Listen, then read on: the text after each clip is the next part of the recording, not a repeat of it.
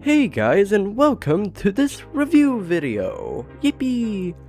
Now, if you remember from my Cowboy Bebop video, I talked about how I enjoy animes, and honestly, ever since that video, I have become a even bigger anime enjoyer and also manga fan. But if I were to tell you that one of my favorite anime related stuff was the first season of One Punch Man, would you be surprised? I mean, okay, to be fair, that's literally the title of the video, so you already knew, but still, in this video, I will tell you why this season of One Punch Man is honestly amazing.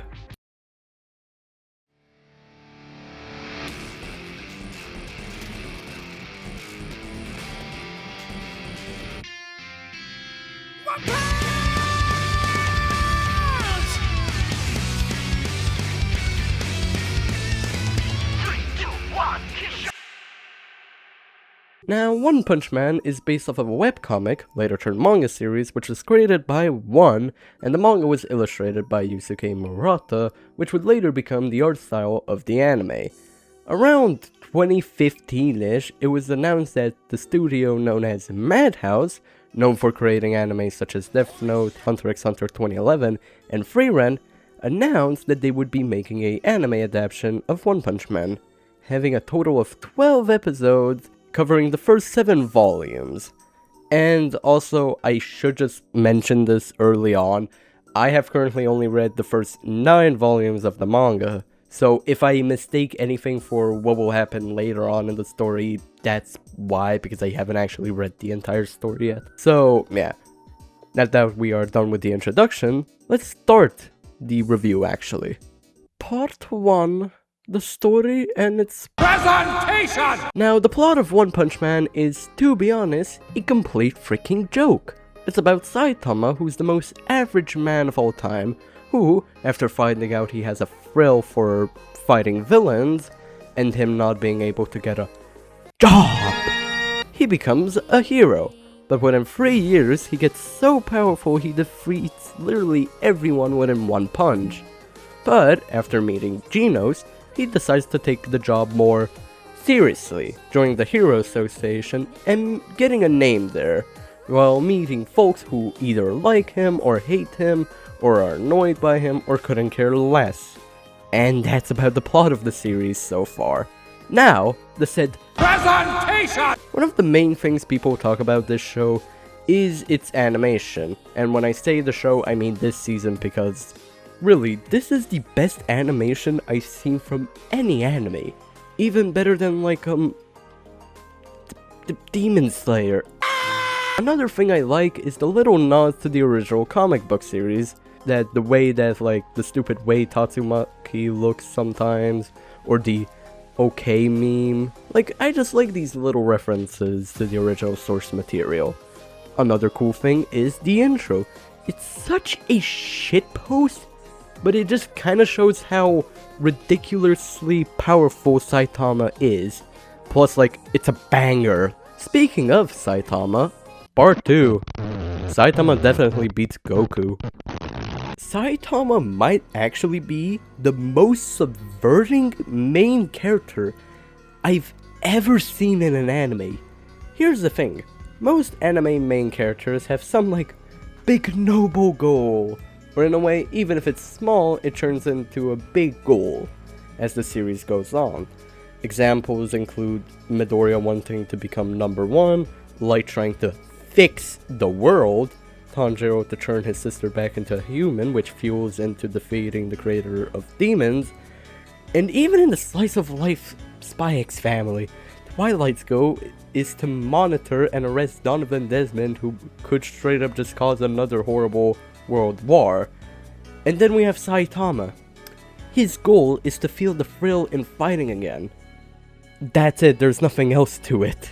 And that's the funny thing, because Saitama's goal is essentially just a parallel to an existential crisis, which in animes, I've barely seen.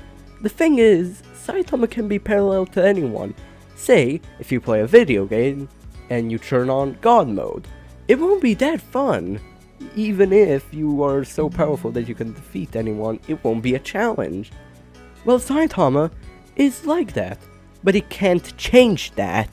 With that said, he is still a silly character overall. I laughed at lots of his jokes just because of how absurd they are, and to be honest, that is kind of because of the show's humor, which just works for me. And even when he actually does find a worthy opponent, it seems like he went easy on him just so that he could feel the thrill. In a way, Saitama is meant to be a joke main character with pretty good layers that animes don't usually look on. But what about the other? Le Porte de Free, the other members of the shitpost. Of course, this show, like any other, has more than one character. So how do I feel about said other characters? Well, of course, they don't have deep metaphors like Saitama has, but really it makes sense considering that this is just a parody of the superhero genre. But who are they? Genos, the ever-so-following disciple, is a pretty good secondary main character. His joke is mainly just that since Saitama is so strong, of course someone would become as strong as him. But Saitama couldn't care less at the start, but as it goes they start kinda becoming good friends. And Genos does help Saitama about knowing the Hero Association, which helps Saitama's existential crisis.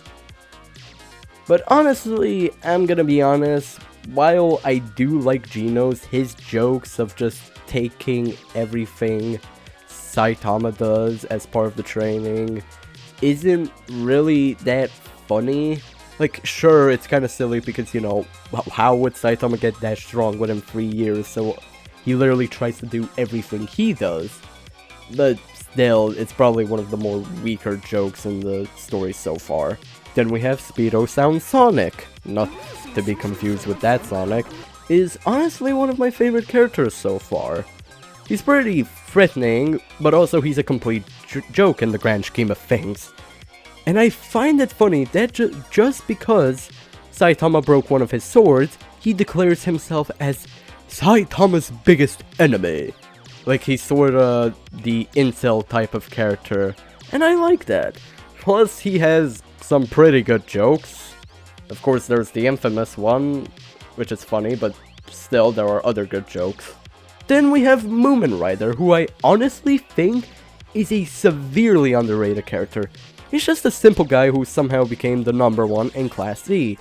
And even though he knows he's not strong, he still puts it in all, which kind of is like a metaphor to like Saitama, who is way too strong and at a certain point doesn't feel any emotion, compared to Moomin Rider, who has lots of emotions and really wants to help people, but he's just super weak. And honestly, I really think it's just nice to have a good human being in the story. Boros is the only villain noteworthy. He is the last villain of the season, and he's really only notable because his entire goal is again a parallel to Saitama's. His whole entire goal was that, considering how he became so strong that he destroyed every planet he came to, a fortune teller told him that a strong being lies on Earth, so he literally traveled hundreds of years just to go there and get his ass beaten by Saitama, only to later realize that Saitama was going easy on him. Which, honestly, I like that, but Boros as a character is pretty basic, but honestly, that's all. Then the others are just kinda there. I mean, most of the other characters are the Class S heroes we know barely anything about within the season. That's saying the season, because the OVAs do include some information, but we'll get to those in a bit. And like, I find most of them to be just fine.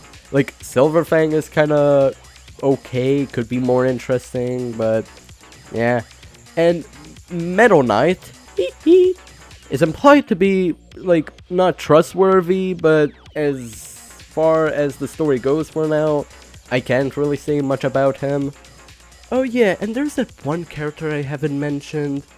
Why is that? Because I don't care for Tatsumaki. She might honestly be my least favorite character in this series so far, which is funny since she's like the second most popular One Punch Man character behind the bald cape himself. Like, the reason why I don't like her is because she's annoying. And I get that that's the joke. Having a pretty powerful hero be this petty little shit is kind of funny on paper, but like after the second time this joke happens, it's already unfunny.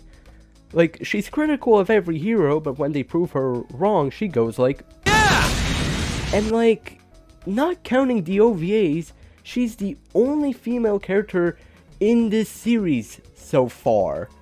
Like, yeah, sure, she's kind of like a tsundere character, I guess, but unlike, I don't know, Taiga from Toradora, she is only played for the jokes, which kind of makes it annoying. Like, if you're only gonna play it for the jokes, it's not gonna work out. At least they developed Taiga and Toradora to actually make you be interested in her whole story. And like, the only thing I like about her is that when Saitama calls her a child due to her height, even though she's like 28 apparently, she's drawn in the way she looked in the webcomic, which, like I already once mentioned about the presentation, is funny. And the last part is part 4, the OVA stuff.